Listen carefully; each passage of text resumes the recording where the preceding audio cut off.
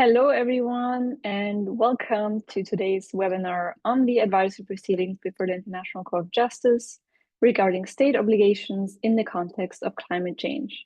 This webinar was co-organized by the Center for International Environmental Law, the Pacific Island Students Fighting Climate Change, and World Youth for Climate Justice. My name is Teresa Amor-Jürgensen, and I'm the Legal Advocacy Deputy at World Youth for Climate Justice, and I'm very much honored to be moderating today's session. We have an absolutely incredible lineup of speakers who all have directly engaged and contributed to the proceedings before the International Court of Justice. Before we dive in, a few short housekeeping points. There is live translation available into French. If you need this option, please toggle at the bottom of your Zoom screen to the settings and change it to French. We will first go through the speakers' presentations and in the end have a Q&A sessions if we have time for that. You are, however, welcome to be putting your questions for the Q&A already throughout the webinar in the Q&A function box at the bottom of your screen. Please do not put them in the chat, but all in the Q&A box, and we'll try to address all of them. Now, for those who may be new to the conversation, this webinar is discussing the historic hearings before the International Court of Justice that took place last December in The Hague. The hearings were part of the ongoing proceedings before the International Court of Justice, which aim to clarify the obligations of states under international law and human rights in respect of climate change. This is a truly pivotal moment for global climate justice, marked by extraordinary engagement from youth, women, indigenous peoples, frontline communities, and countries across the world, including many countries from the global south and small island developing states, many of which participated in these proceedings or in this kind of proceedings, any proceedings or advisory proceedings before the International Court of Justice for the very first time. This opinion was dreamt up in 2019 by 27 law students in the Pacific who formed Pacific Island Students Fighting Climate Change and campaigned for by youth from all around the globe who came together as World Youth for Climate Justice. Since then, this case has grown into one of the most significant climate cases in the world. The upcoming advisory opinion could be a turning point for clarifying state obligations, reinforcing human rights protections, and safeguarding the future of vulnerable communities and generations to come in the face of the climate crisis. Now, during the hearings, an unprecedented number of states and organizations participated. 96 states and 11 international organizations presented arguments before the court in The Hague.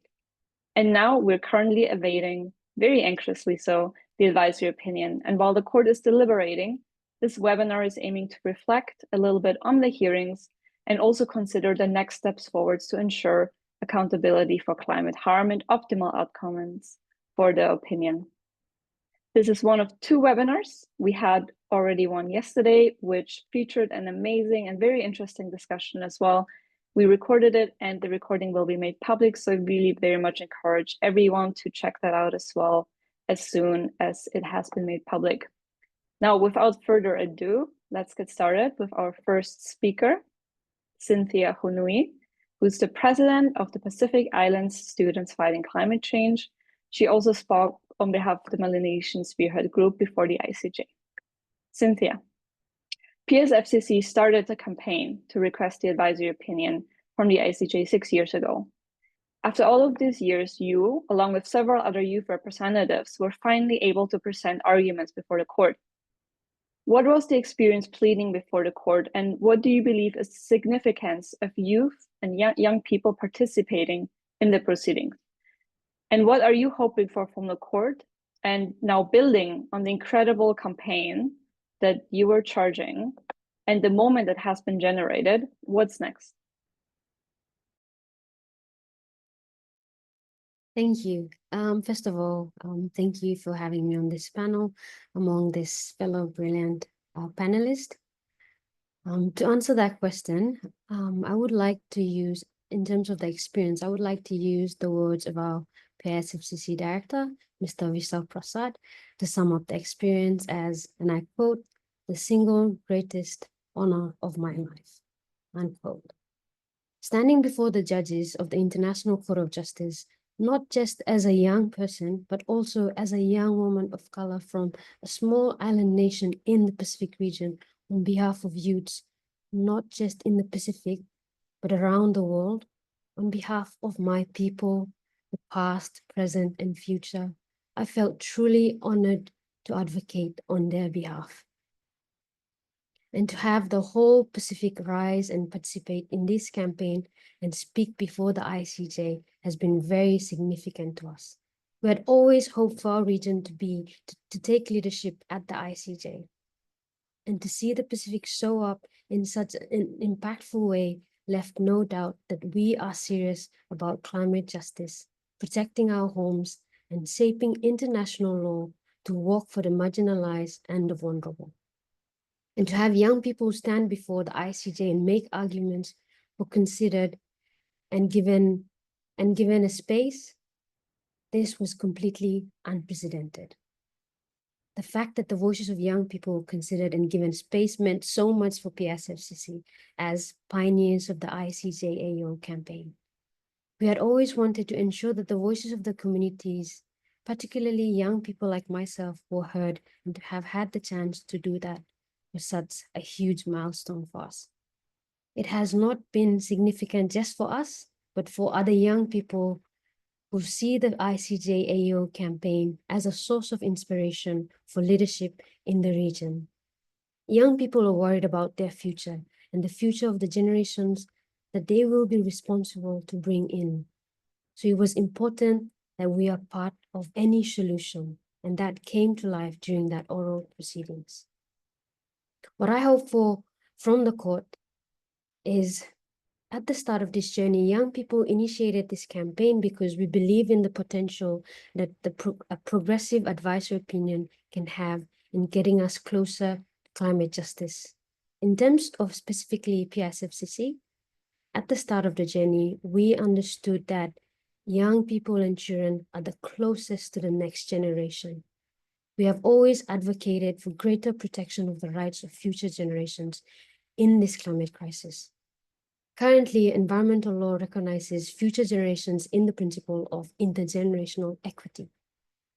So what I hope for is that the ICJ should clarify that states' obligations with respect to climate change extend to future generations as well. We need systems that are future-proof, and that is one way of moving towards those systems. For the purpose of achieving climate justice, I hope also that the ICJ confirms that the climate crisis affects human rights, and states should prevent, minimize, and remedy human rights violations due to climate change under international human rights law. Overall, I hope that the court considers all relevant international laws when determining the obligations relating to climate change. In terms of what's next for PISFCC, we are currently working on developing a strategic plan for the implementation of the advisory opinion. We have always known that the ICJAO would be a tool that can help get us closer to climate justice, and it will be up to us to take this forward into existing platforms and forums to leverage the requisite action and ambition needed from states, but also to hold them accountable. The role young people and frontline communities will play in this phase that we're in will be crucial, and ensure that we harness the full potential of the advisory opinion, especially in this critical decade of action. Thank you. Thank you so much, Cynthia. I think you already managed to really make incredible comments on the importance of young leadership in this process. And I just would like to add to that, that also for someone who hasn't been part of the movement from the very beginning, but joined at a later stage, it has been incredibly inspirational to see what you have already achieved, and as young people, and to join the movement and become part of this amazing group of change makers. It has been absolutely fantastic. And I think something that you really managed to show with everything you've achieved is that the strive, the imagination, and the unwillingness to accept the status quo is something so fundamental, and something that the youth can really bring to the table. So absolutely amazing. Thank you very much. I would now go to our next speaker, Ilan Kilo, who's the head of political and security and legal affairs at the Melanesian Spearhead Group. and who also represented arguments before the ICJ on behalf of the Melanesian Speaker Group, or MSG. Ilan, MSG along with Vanuatu made the joint opening intervention during the oral hearings, and your intervention had very strong focus on self-determination. Could you please explain to us and the audience what self-determination means and why this argument is so important?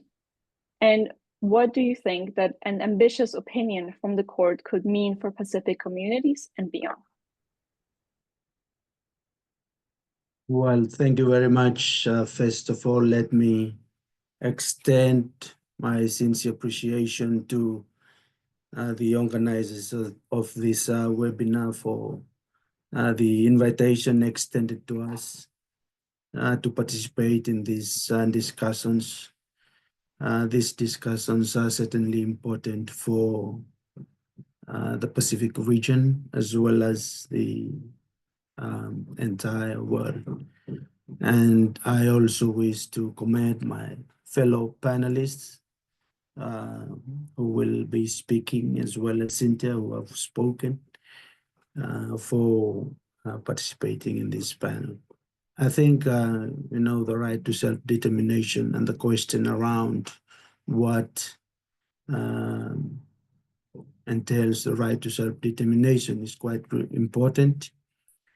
And as you said, it is the center of the argument put forward by the Melanesian Spearhead Group. Well, firstly, the right to self-determination is a fundamental human right.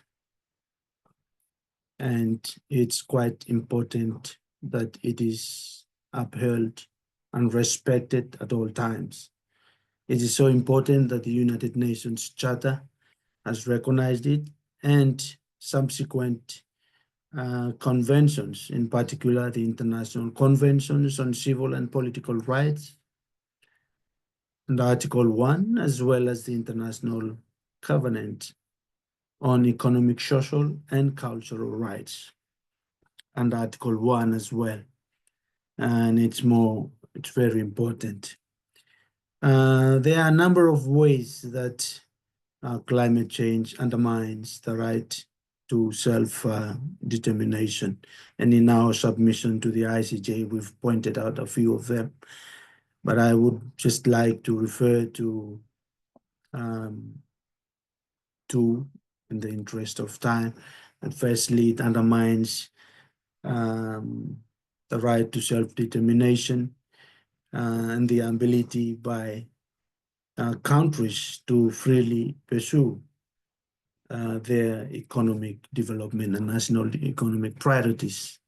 I think that's quite important. We've witnessed that, for instance, in Vanuatu recently, due to a number of cyclones that have affected the country.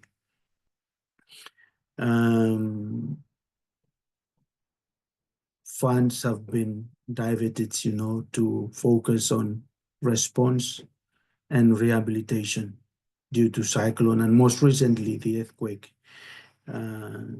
last December. So I think it's quite important that we have the ICJ to clarify the breaches in terms of the right to self-determination. And secondly, the right to self-determination undermines the very existence of our people in the Pacific, and in particular in Melanesia. The Melanesian people, one with the environment, they cannot be separated, as we've submitted to the ICJ. The people and the environment are one in Melanesia, and the impacts of climate change and forced relocation due to climate change have really impacted the lives of people. They are being separated from their environment, and so it affects their identity, cultural practices, and their belonging to land and resources. And so it's quite important. Now, coming to the question of why it's important for the ICJ to clarify. the impacts of breaches to the right to self-determination. I wish to refer to two points here. Firstly, the right to self-determination aims to address the historical impacts of climate change on the environment and the people. I think that's quite important in light of argument submitted by other countries. It's really important to have the court to clarify why the breaches to self-determination. And secondly, the right to self-determination aims to protect the right of all the peoples and to address the limited application of the UNFCCC and the Paris Agreement. As we witnessed during the oral hearings, there are countries that had advanced the argument based on less specialists that they argued that obligation relating to climate change should just be focused on the construction of the Paris Agreement. I think we've witnessed that that's a limited approach to climate change, and it's really important for the court to clarify why it's important to protect the right to self-determination at all times. Finally, when it comes to what could an ambitious opinion from the court means for the Pacific communities, it will really mean the protection of our people, the future generation, and saving the people of Pacific. I think that's what it really means for the people in the Pacific, and in particular in Melanesia. It will protect the very existence of our people in Melanesia. Thank you very much.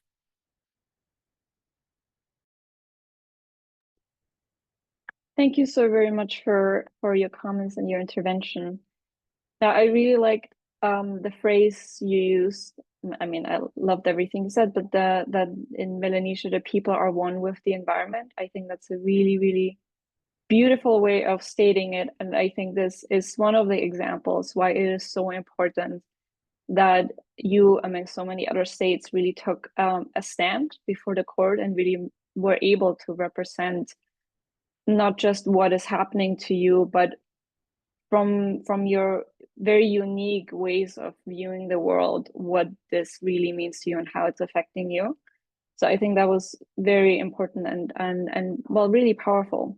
And you also already started talking about the argument of lex specialis, and that it is very limited view to try and argue that only the Paris Agreement would be relevant when trying to identify state obligations under international law in the climate change context, which brings me perfectly to our next speaker already, which is Felina Yu, Senior State Solicitor at the Office of the Secretary General of the Philippines, and who also represented the Philippines before the ICJ.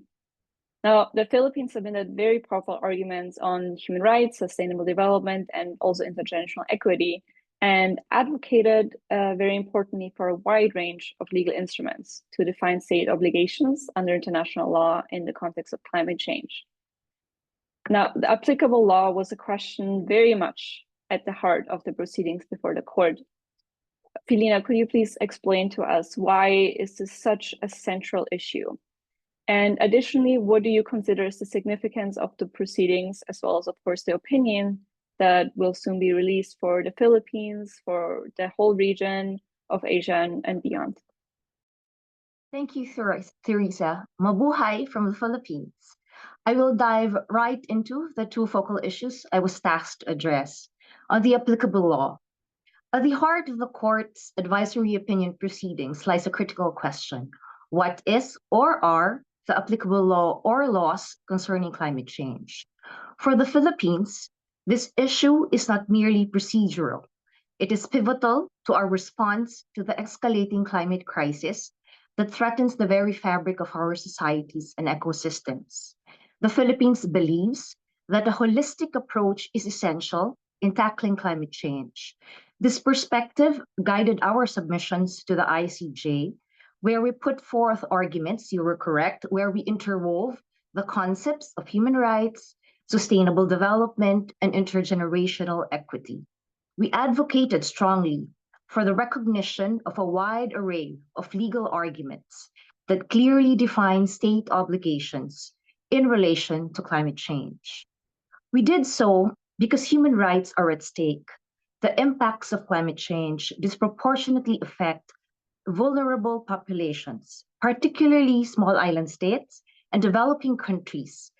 Rising sea levels, extreme weather events, loss of biodiversity, all of these pose existential threats to our communities. By framing climate action within the context of human rights, we endeavored to underscore the moral and legal imperatives for states to take immediate and decisive action. Moreover, sustainable development cannot be achieved without robust environmental protections. The court's acknowledgement of the interconnectedness of development and environmental stewardship is crucial. Thus, in our submissions, we urged the ICJ to emphasize that states have a legal duty to ensure that development activities should not compromise the ability of future generations to meet their own needs. Now, moving on to your next question, what is the significance of the proceedings and the forthcoming opinion to the Philippines, to Asia, and beyond?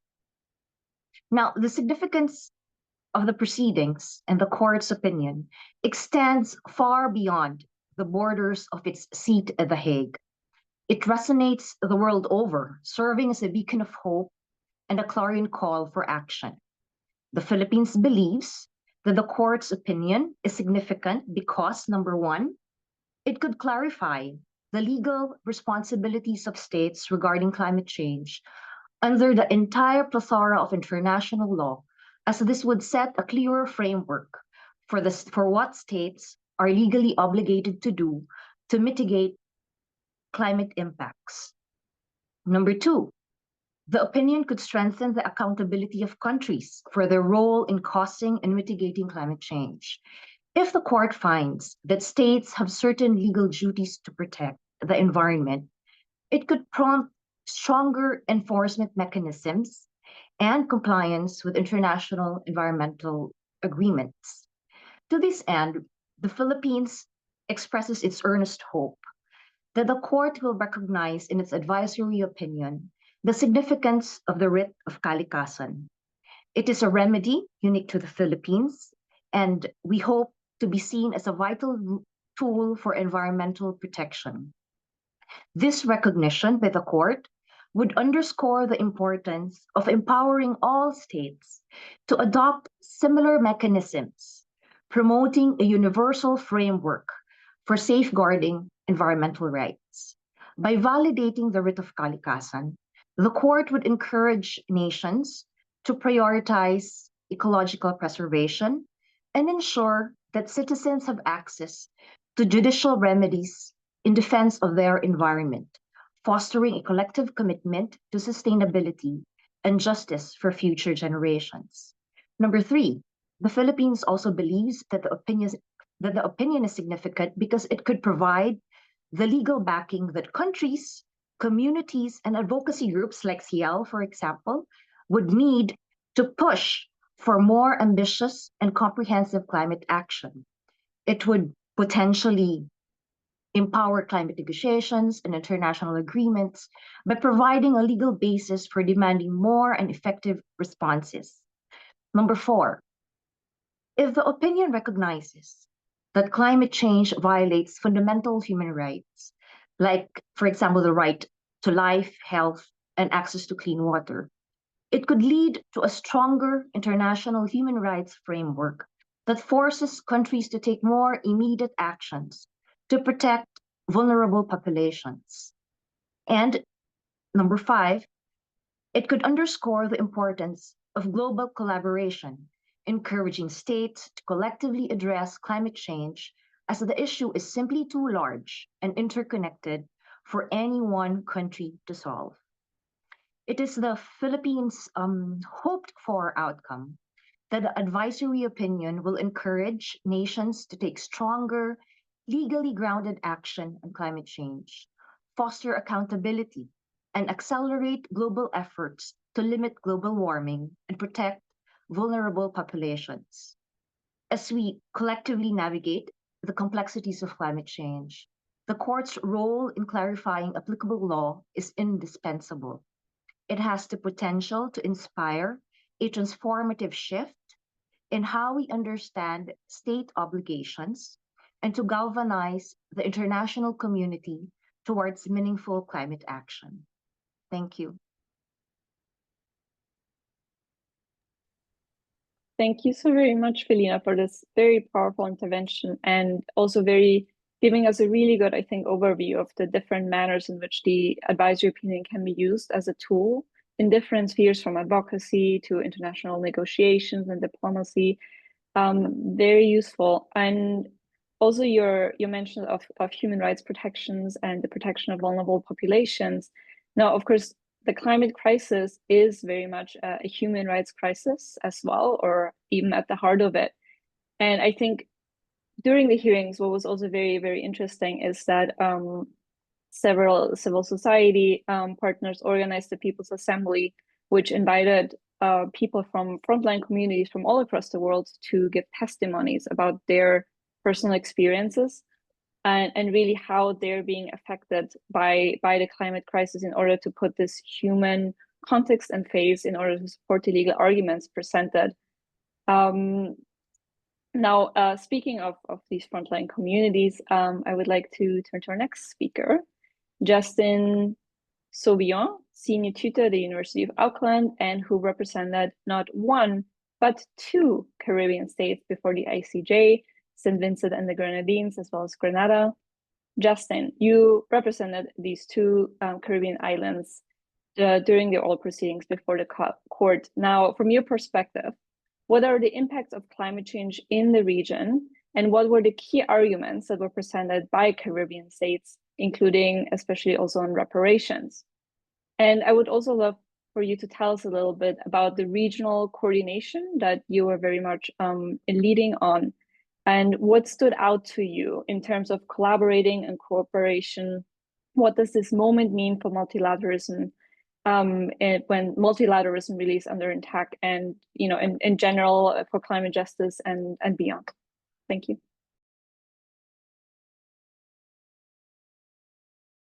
Thank you very much, Teresa, and it's a pleasure to see you again. I must say that the ICJO was really important and was a very memorable occasion for me, because it brought the opportunity for all of us to see each other in person, because we were meeting. For some people, I've been talking on the internet for many years and actually met them for the first time. Christelle, Pat being one, Teresa, you being the second one as well. So I just wanted to just reflect on that, start off with that reflection. And of course, thanks to the interpreters for being here. So I'll try to speak at a leisurely pace. The impacts of climate change in the region. In the Barbados, we had a clinic in November, mere weeks before the December meeting. And we were, one of the statements that were made was that the Caribbean is the most vulnerable region in the planet. I tend to agree to that extent, but I won't just say the Caribbean, because I would say really small island developing states, really. So it's true to an extent, but I would think, like, we look at the Pacific region, you look at the Africa, people think Africa is just a continent. Africa, there's Mauritius, there's Seychelles, there's Comoros, there's Madagascar. So the only difference is we are all brothers and sisters, the SIDS, small island states. The only difference is that the Caribbean, we have a sea, which is much smaller. But when you look at the Pacific, we have an ocean, right? So, so the threat is actually more acute, more real, not downplaying any others. And of course, the Pacific, the Indian Ocean, which were the African, especially the East African states, which I just mentioned, the small island states. For us, the impacts, hurricanes, that's one of the, well, cyclones as we know it in some parts of the region in the Pacific. That is the troubling issue. And the hurricanes are only going to get worse. The seasons for the hurricanes is from, in the Caribbean region, that is June to November, with the peak being in August. So August, September is when you get the peak season. But what you saw in 2024 was stronger and more intensive hurricanes actually happening in June, which is abnormal. It's an anomaly, and that is in 2024, and it's just going to get worse with the warming of the waters. Hurricane Beryl, for example, which hit Grenada, Jamaica, St. Lucia a little bit, went on, of course, up to America. Was at its highest speed in terms of category 5, was 240 kilometers per hour wind speed. Now, I don't think that was said in one of the oral statements. I can't remember who said it. Maybe it was Grenada, but I don't think that a judge would appreciate what is 240 kilometers per hour. Even myself, for example, okay, I've never experienced a category 5 hurricane, right? But the only person who could really put forward how it feels is those who experience it. The way I think of it, I'm trying to think of the fastest car we have. I'm not an F1 fan, really. Let's take a Bugatti, for example, could travel 240 kilometers. If you just stand up and feel the wind, that actually you feel the vibration, right? Now, we are talking about direct impact, right? So you might feel the wind if you just stand up beside it, but we are talking about direct impact. So if you think of it on that level, it's a very disastrous, the Bugatti winds, as we could call it, right? It's a very disastrous effect. Sea level rise, we spoke about that, some countries. We had a Caribbean science report. The worst case scenario, this came out of our Grenada, the first workshop meeting. We had 3 Caribbean scientists come together, and they was pulling together the IPCC reports and compiling it for us. And they said in the worst case scenario, seas will rise by 0.5, half a meter by mid-century, 2046, 2050, and 1 meters by the end of the century, which we, of course, when you're going on to the year 3000, the last century. At 1 meter, all our islands will be submerged. And the Pacific region, of course, is already experiencing that. Some historical sites, archaeological sites, have been experiencing coastal erosion. Grenada, for example, raised the issue of sea level rise affecting totally washing away. The Prime Minister actually gave a video, appeared on video link. He said, sea level rise is washing away our graves in Carriacou, an island just off the mainland, right? There was a witness statement, impact statement that said from Kanisha Douglas, a native of Carriacou. She said that we are betraying our ancestors, right? Because we're not giving them, they took care of us while we are living, but we cannot repay what they did for us while they are dead or deceased.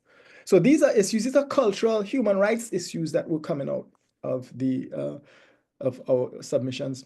The actions taken, don't want to get into this too much, just touch briefly. We had Prime Minister Deacon Mitchell, Ralph Gonzalez, Dr. Ralph Gonzalez from St. Vincent and Grenadines, Gaston Brown from Antigua and Barbuda, a former president of Maldives, Mohammed Nasheed. They wrote to the Foreign Secretary of the UK, David Lammy, in July 2024. David Lammy, coincidentally, has Guyanese origin, which is part of CARICOM. And they said Hurricane Ivan, one hurricane, which took place in 2004, it wiped away 200% of Grenada's GDP. Hurricane Maria, 2017, wiped away 226% of Dominica's GDP. think of that. I mean, these countries are struggling. COVID-19, they use a comparison. That wiped away just 10% of GDP. Right? We made a big fuss about COVID-19, rightly so. But what about the climate crisis? If we can shut down the world, shut down airports, shut down travel, shut down tourism, why can't we address, well, during COVID-19, why can't we address climate change, which is affecting 226% of the highest rate in Dominica's GDP, right?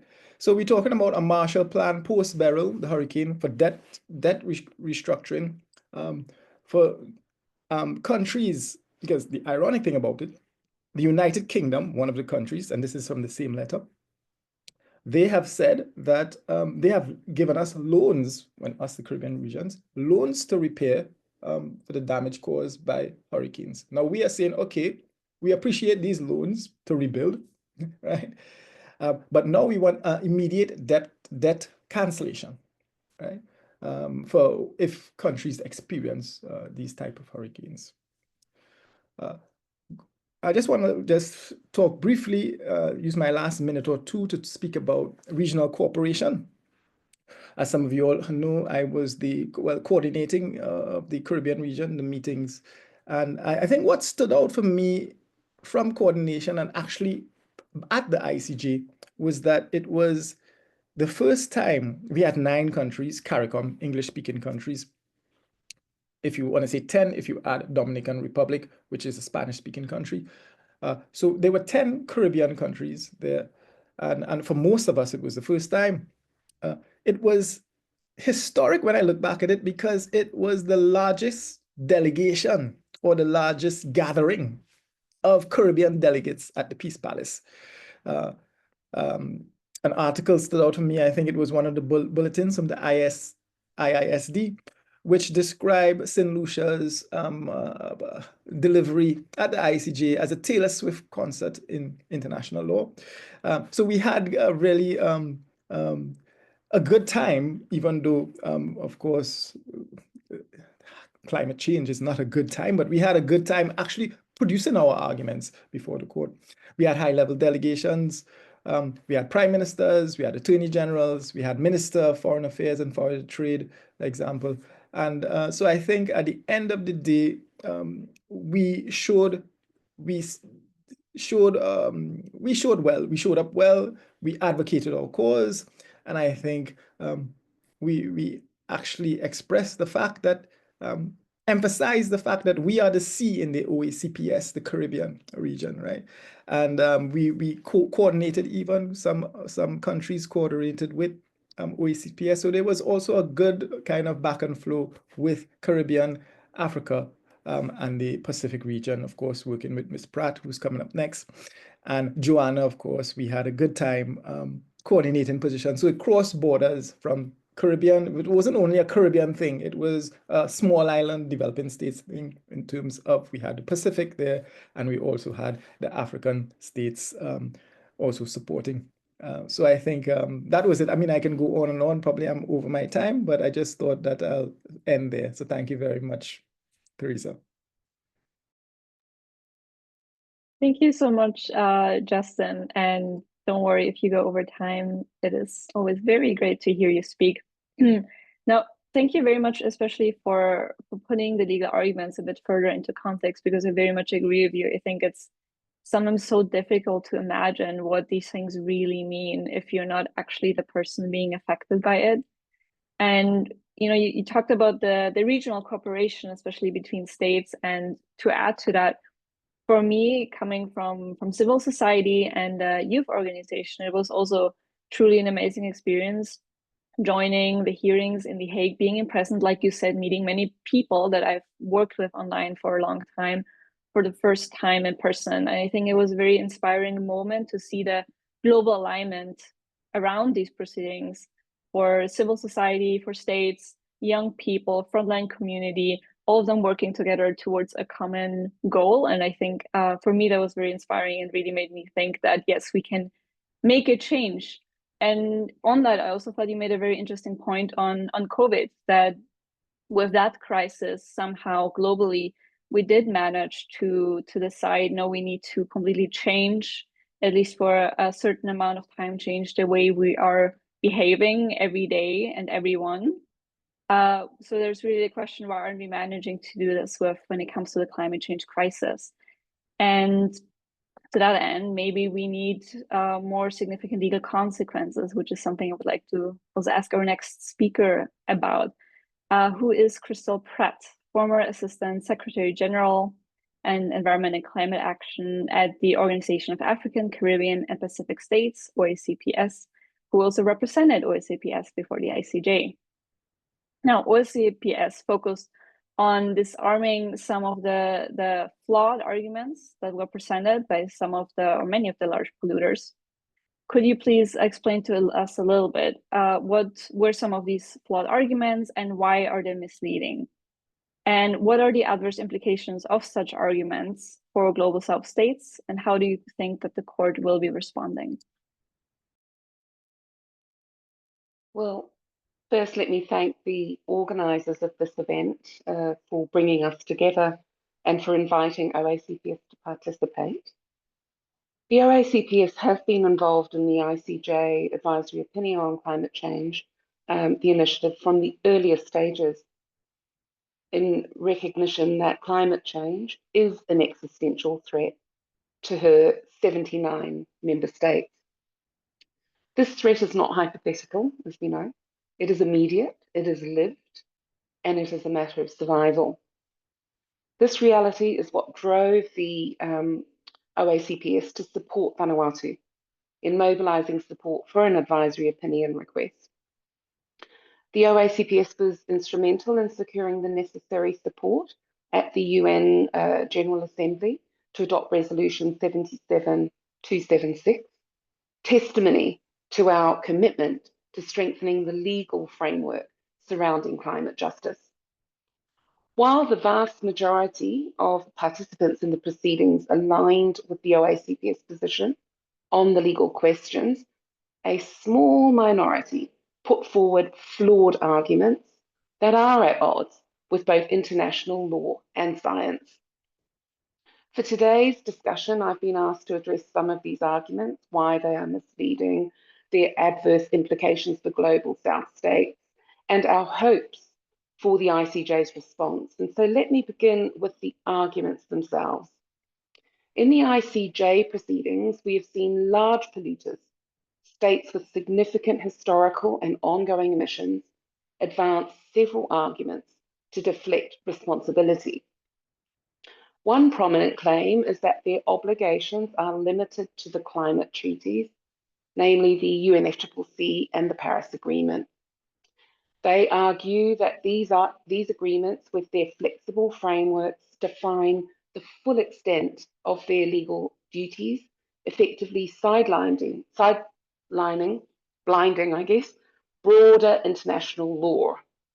Another argument is that climate change is a collective problem, not attributable to individual states, because its harms stem from aggregate global emissions over time. They suggest this diffuse responsibility absolves them of specific accountability. Finally, some assert that mechanisms like the Loss and Damage Fund under the UNFCCC and the Paris Agreement are sufficient to address climate impacts, implying no further legal duties exist under international law. These arguments are deeply misleading and fail to withstand scrutiny. First, the notion that climate obligations are confined to the UNFCCC and Paris Agreement ignores the rich tapestry of international law.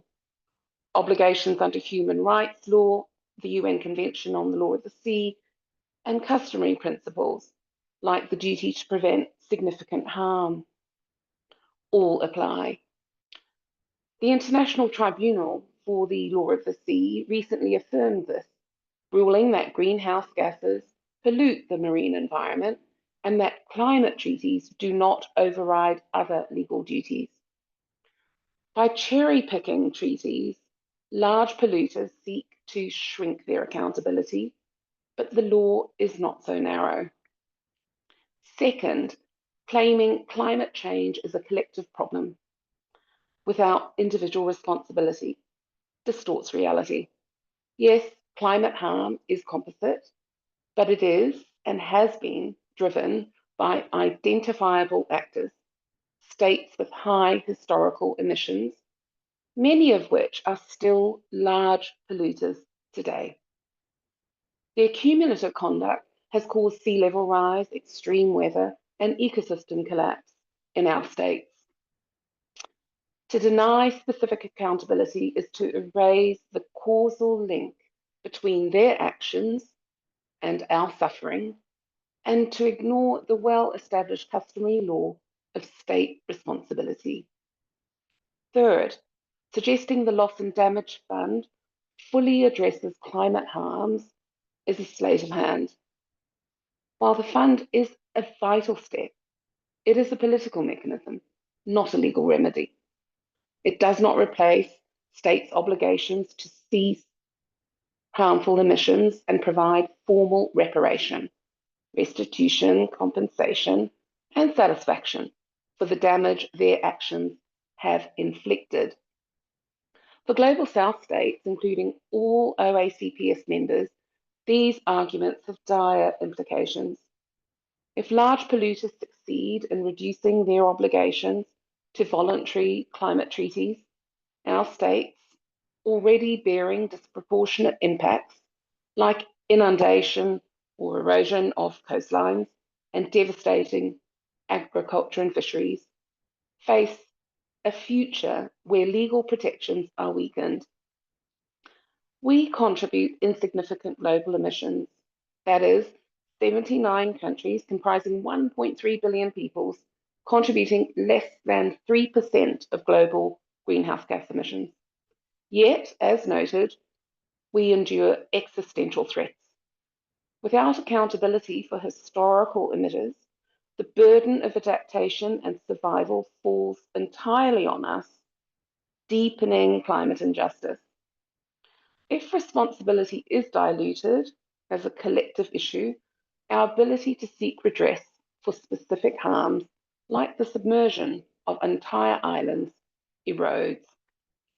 And if the Loss and Damage Fund is treated as the ceiling of support rather than a floor, we are left with inadequate resources to address irreversible losses from cultural heritage to livelihoods. These arguments essentially lock global South states into a cycle of vulnerability, absolving those most responsible. The OACPS hopes the ICJ will decisively reject these flawed arguments and affirm a robust legal framework for climate justice.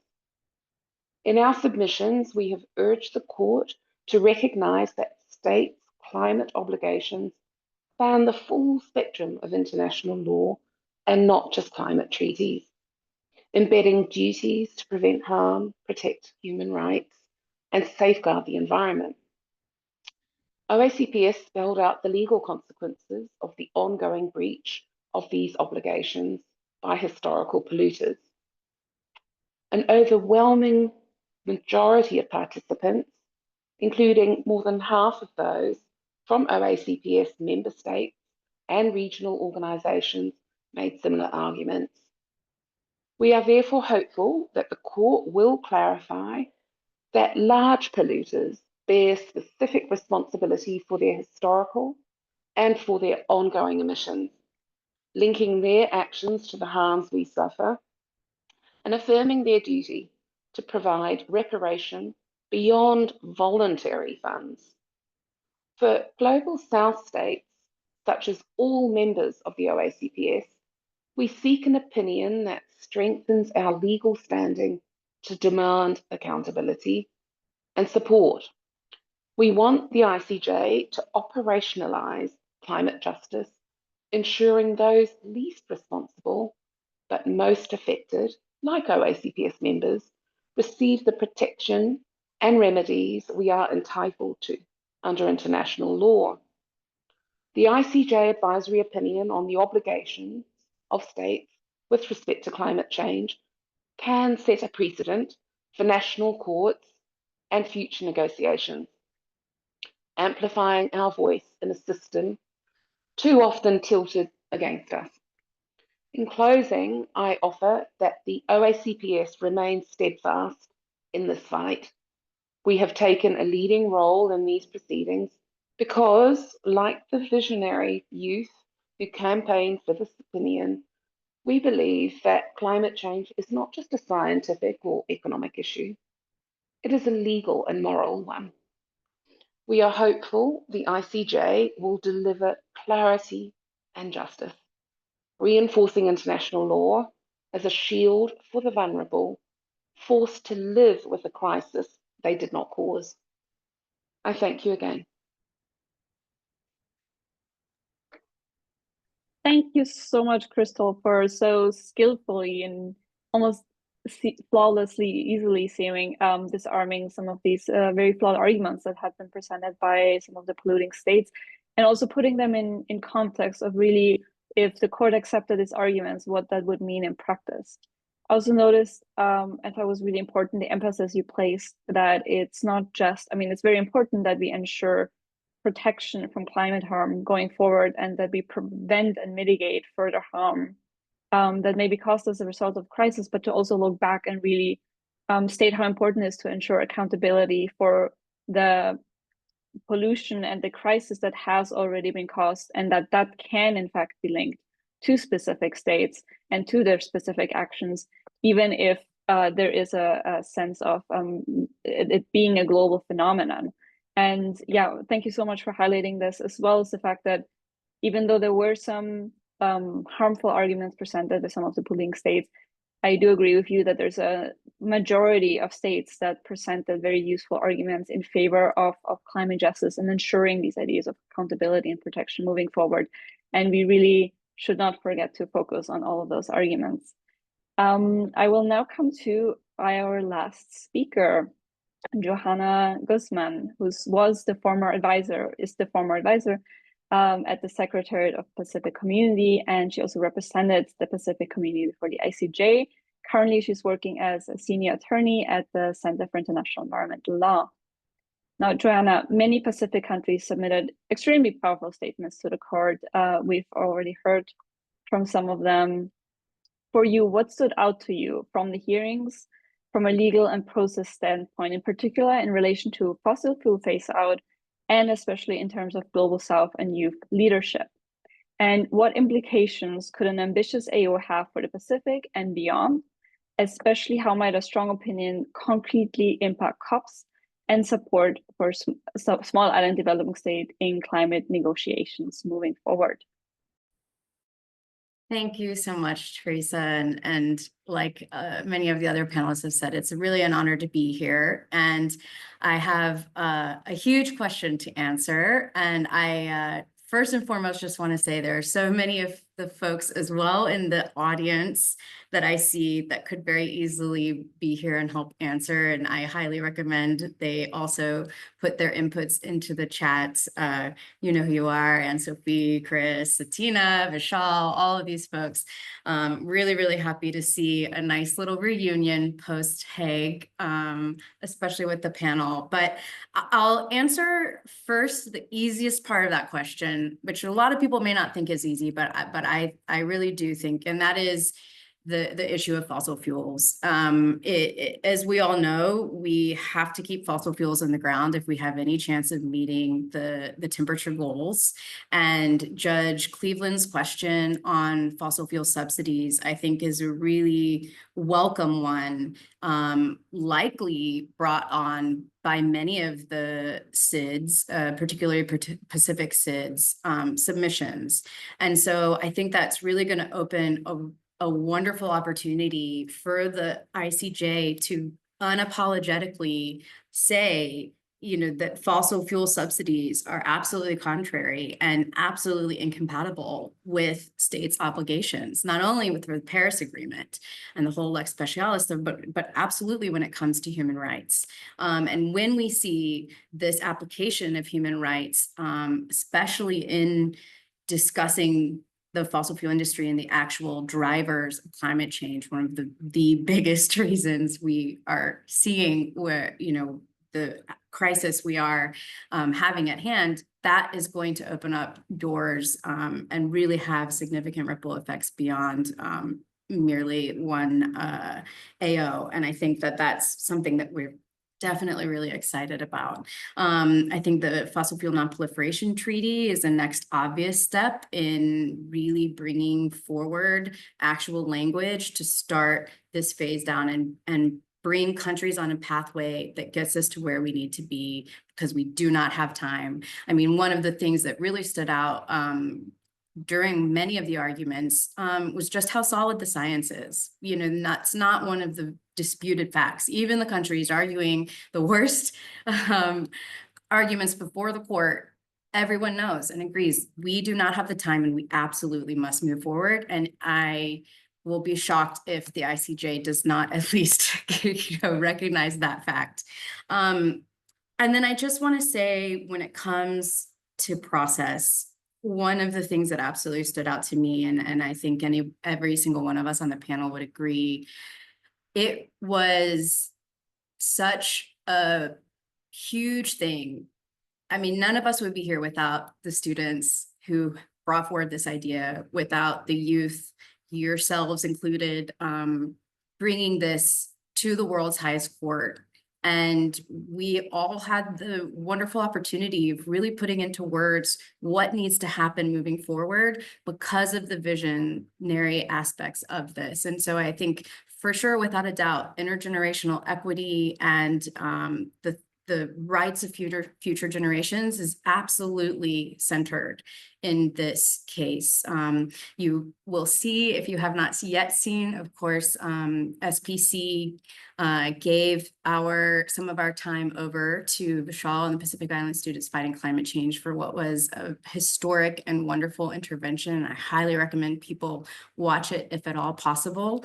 For those of us that were in the room that day on Friday, it was just this collective celebration and sigh of relief, knowing that history was made and knowing that I really do believe that there will be some serious things moving forward. I mean, like many of the other panelists have already said, we know that self-determination is central to this case. We know that sustainable development requires actual legal duties and putting these words into action.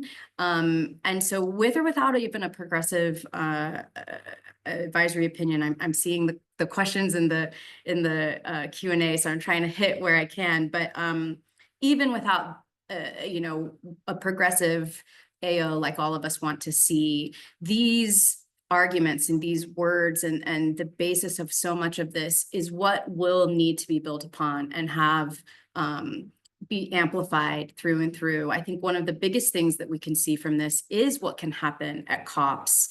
We know a lot of what the students fought for was because we were not seeing the action that we needed to see within the UNFCCC COPs and Paris. And so with a strong AO that actually solidifies state obligations and even more so the consequences that can come of it, we are hoping that that language can be amplified at COP and that we can actually see movement in, for example, just transition and what happens with fossil fuel moving forward.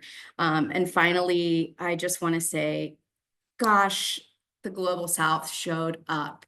Pacific SIDS, I get emotional about it because it is the best I have seen people speak before the court. And for so many of us, this was our very first time engaging with such a process. I think it took the judges by surprise. I think it took the, career lawyers that stand in front of the ICJ by surprise. And I think that's because process was truly a central part of the legal strategy for so many of us. We knew that representation matters. And so we didn't want it to be, lawyers to stand before the court representing countries they'd never stepped foot in. We knew that we needed to center the stories of folks that would otherwise never see the court or never understand what was happening, to put them literally in front of it, to have, the very first time, Kiribati was spoken in the courtroom, the very first time many indigenous languages were spoken in that courtroom. That makes a difference when you actually have a human rights approach, participation, representation, empowerment, with or without an AO that is history making. That is going to make a difference. And I think that can't be, that needs to be shouted from the rooftops. And I'm so proud of the people both on the panel and not, in the audience and not even represented, because that I think is one of the strongest bits that we'll see from this case and that will be studied, in law school classes moving forward and whatnot. So I'll just leave it there. And thank you all again for letting me be a part of this. And yeah, let's take it forward, every one of us. Thank you.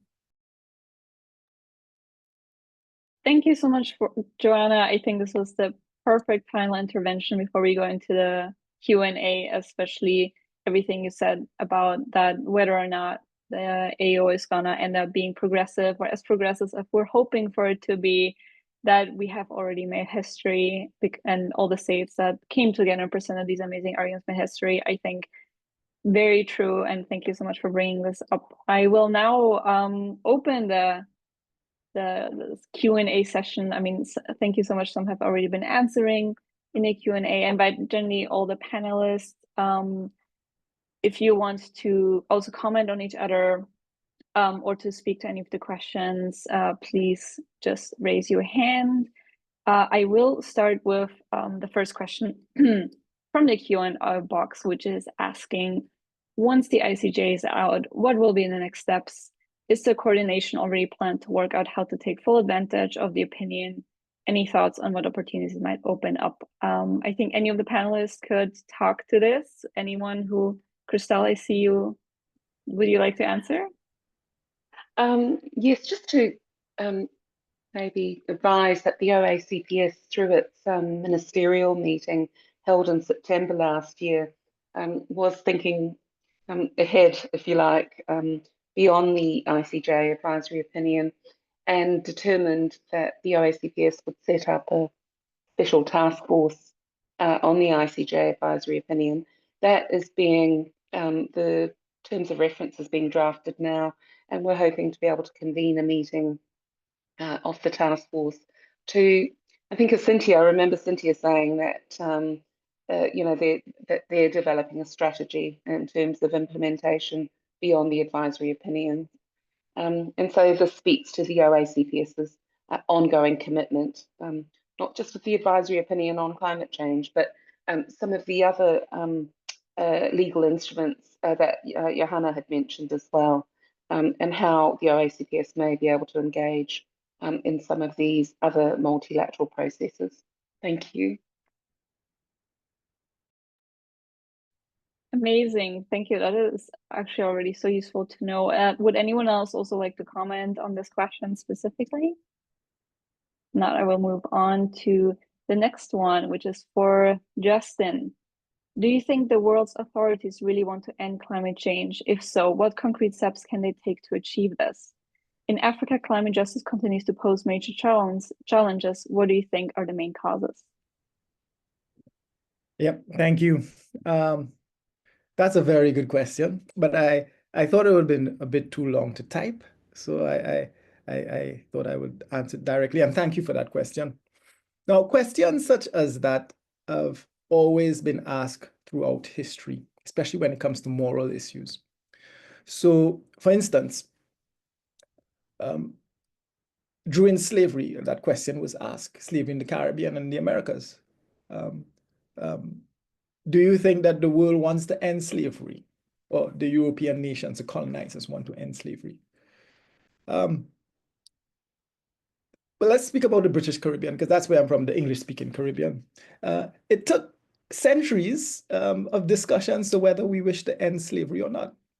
It wasn't until 1834 that slavery was abolished, well, 4 years later, 1838, in the English-speaking Caribbean, some countries later on in the 19th century. Let's look at another example. Let's look at, does the world want to end apartheid, right? apartheid went on for a number of years. Nelson Mandela was once described as a terrorist. The apartheid regime eventually fell, right?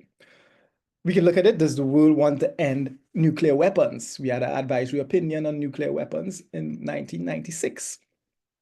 This ICJ advisory opinion, in fact, has been described as the nuclear moment of the 21st century. Now, to get that shift to make governments or states or multilateral corporations say that we need to end climate change, we need radicals. We need radical thinking, because it's a moral issue, just like nuclear weapons, just like slavery, just like apartheid, right? And the only ones I see standing out here as those radicals are the Pacific Island students fighting climate change and the WICG, right? As Joanna just said, because of this organization, we are before the International Court of Justice. Bearing that in mind, international law is very conservative. As we can see, it takes 50 years for something to become customary international law, centuries. It took centuries for slavery to be known as a genocide or crime against humanity. Nuclear weapons, we are still working on that. Countries still hold nuclear arms, even though we have an advisory opinion on nuclear weapons. So the answer to that question, I would think, is that yes, there would be some point in time, I hope it's not too late, that states will have to stand up to say we need to do something to end climate change. But as I said, we have the radicals standing before us, some are in the very same room, Vishal and others. And I think that that is how it would happen. And the whole thing is when, right? So the answer to that question is yes. The second part of the question is Africa. It dealt with the problems with Africa. That's very interesting because of recent, just last month, a group of us were invited, I from the Caribbean region, were invited to Addis Ababa during the margins of the African Union meeting in Addis Ababa, just to talk about what our experiences of what next, what's going to happen next, what do we foresee. And the thing is that one of the things that struck out to me was that Africa, well, I think we discussed this even, that there were a number of African small island states, this was also discussed in the meeting, that were not represented at the ICJ. Okay, Seychelles, I think, Mauritius was there, but not the oral statements, but there were many others. And the thing is, how do we engage these African nations, island states? The same thing with the Caribbean as well. I mean, yeah, there's resource problems, these type of financial problems and so on, capacity and so on.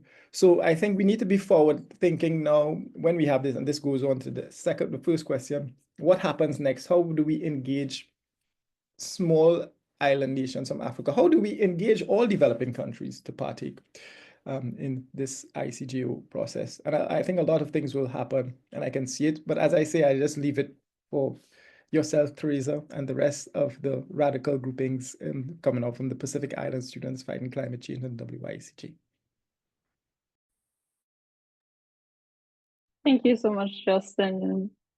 Beautifully said and very interesting parallels drawn. I will go to the next question, which is for Christel as well. If climate change is primarily a political issue, why are politicians around the world failing to come together to find effective solutions to this challenge? Well, I think we all agree that climate change is more than just a political issue, although in many respects its resolution or addressing the crisis, politics is very much at the sharp end of that. And when we sort of reflect on the last 30 or so years in terms of the climate negotiations, in fact, in November of this year, we will all meet, or not we will all meet, but many thousands will meet in Belém in Brazil. And the negotiations will continue. I think the main thing for me is getting that political will and commitment. And there is political will and commitment on the part of many states. I think the main issue is this handful or this minority that we see, and those playing out even in, even at the ICJ, a handful of states that need to step up and really commit to addressing the crisis and accepting responsibilities and making sure that they deliver, for the world in terms of how do we address this global crisis. It is a global crisis. I do believe that there are many political leaders that are extremely committed. I mean, in Vanuatu, the voice of the Honourable Minister Ralph Regenvanu. I mean, he is a politician and he speaks extremely, he speaks with such commitment and has such a genuine commitment to making sure that the world is a better place and that every human being can live a free and worthwhile life. So it is, I think one of the things is to make sure that multilateralism, which is under threat at the moment, given the many other distractions underway in the world, that we've got to concentrate on how we ensure that multilateralism is strengthened, how we ensure that those like-minded states, many from the global south, stay together.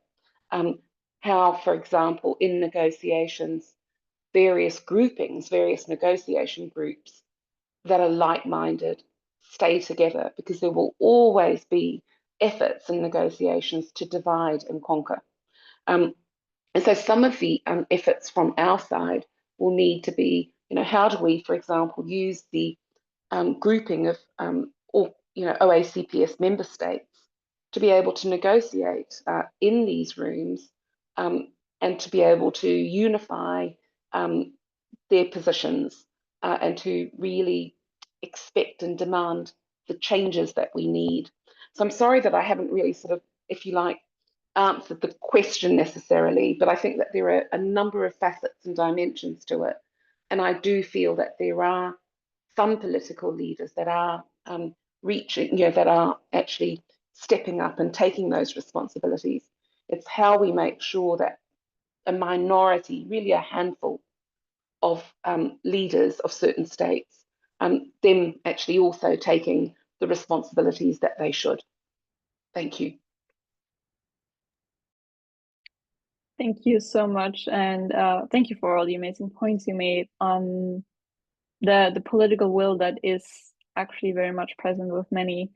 The next question is for Joanna.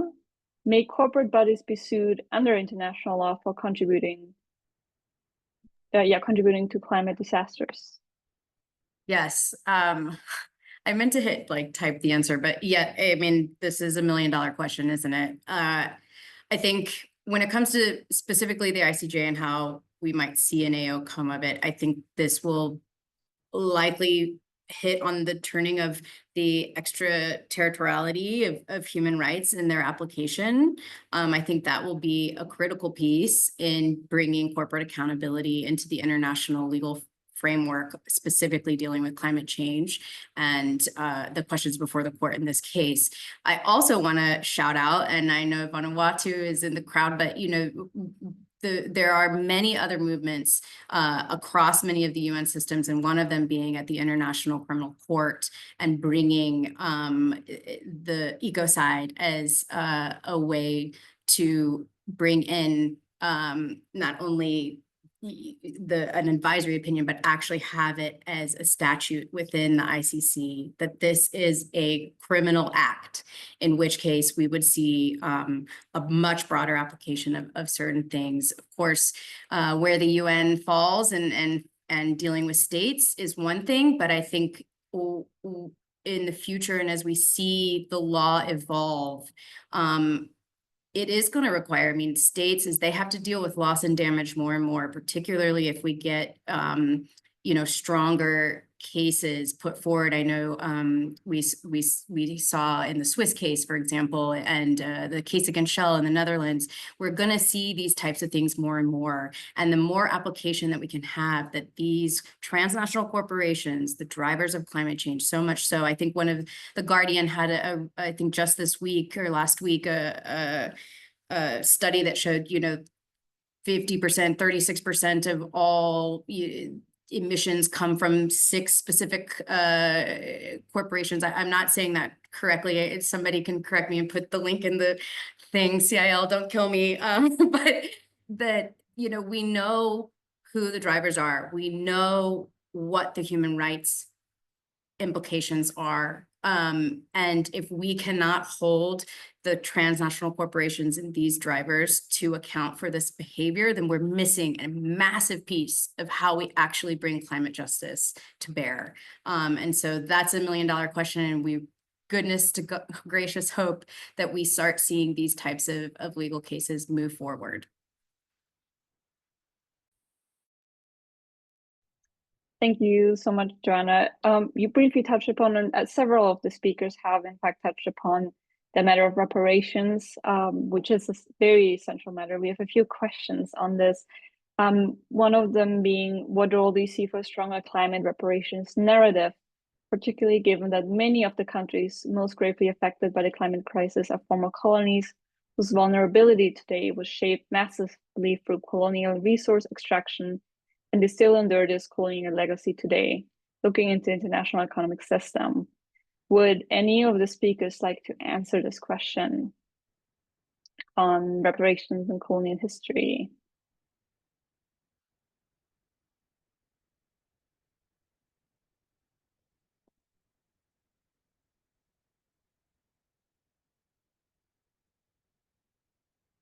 Anyone? Joanna, perhaps? Crystal? Yeah. I don't want to be Joanna, the only one please go. speaking. No, go ahead, Johanna. Yeah, no, I would highly recommend that, Ilan and Cynthia come in, because you guys had really, really good arguments in the written and oral statements about this. I mean, and you already said so well, Crystal, I actually wrote it down, like, loss and damage must see actual redress, which means reparations. It's not the loss and damage fund. It's not the GCF. We saw the arguments before the court, and it's well documented how those systems are failing the countries that are dealing with it the most. And I really, the reparations case, people think, oh, it's a pie in the sky thing. No, this is the real reality of what folks are living with day to day. These are livelihoods, these are homes, these are, I know I saw in the chat, we're talking about, the future of climate change refugees and climate mobility. These are day-to-day things that are happening more often. And if we do not see actual reparations for these damage caused, then we are missing, again, a huge piece of climate justice.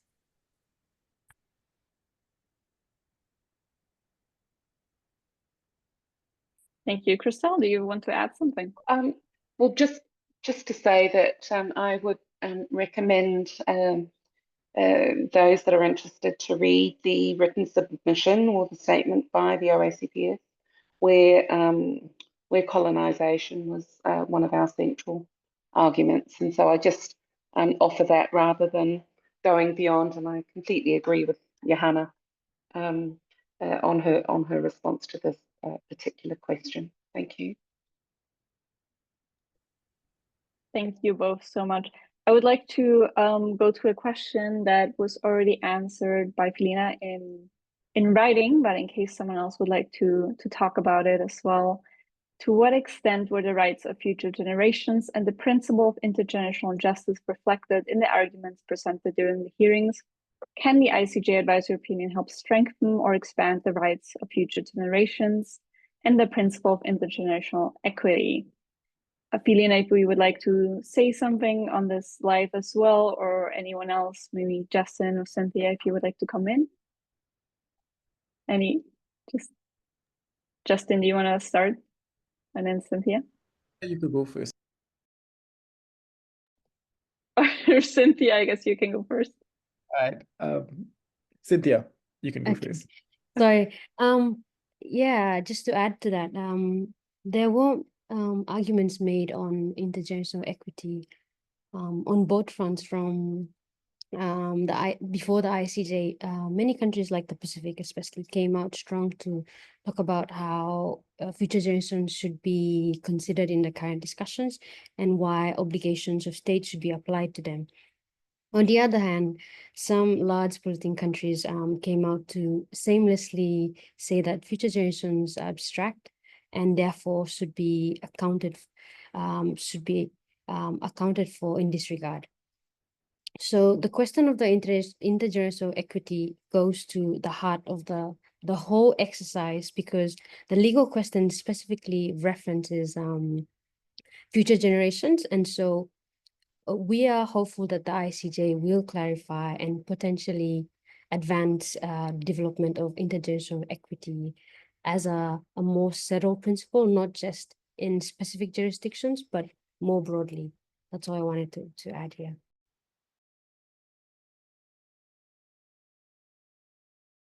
Thank you. Justin, do you want to add? Yeah, I think just to add to Cynthia, which I think was very eloquently put, I think I would be very surprised if the ICJ made a retrograde steps with respect to intergenerational equity, because the thing is, it has been cited by the court that intergenerational equity is a modern principle of international law that was cited by the late Justice Wehrman III, and also the late Justice Consado Trindade from Brazil. Now, just the fact that they are late, meaning they are no longer here, does not mean that it's no longer the law. I would think that the living judges who are still around will respect and still admire that and still uphold that principle of intergenerational equity, especially as it relates to climate change. The reason being is that the future generations, who we said are the generations unborn, even as Cynthia said, abstract group of persons. But to counteract that argument, which we have established in our submissions, I think also, well, the small island states, Caribbean states, Pacific states, is that future generations have not consented to the climate crisis. And since they have not consented to the climate crisis, they will be unduly burdened by what is happening to something that they did not consent to. So that being said, I mean, the case law is clear. The ICJ has accepted that future generations, intergenerational equity is principle of international law. And I just wish to repeat that I would be very surprised if the ICJ goes back on that principle. Thank you.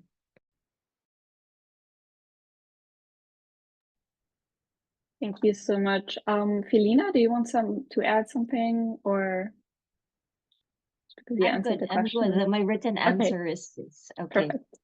Thank you. So my next question, I would like to ask Ilan to answer specifically. In your experience and opinion, how impactful do you think the indirect effects of the ICJ case will be?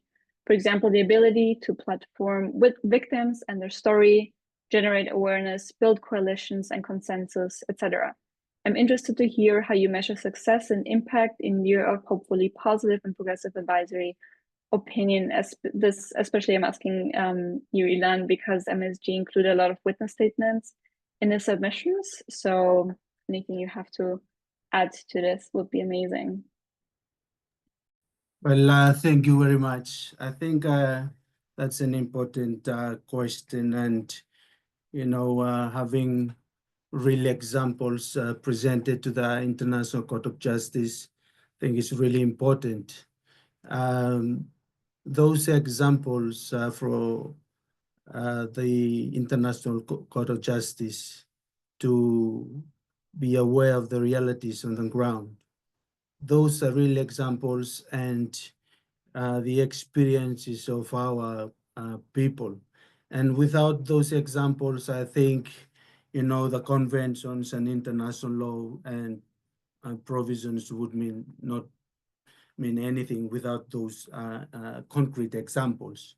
So I think that's why it's important to have those kind of examples to really show the impacts of climate change in our communities.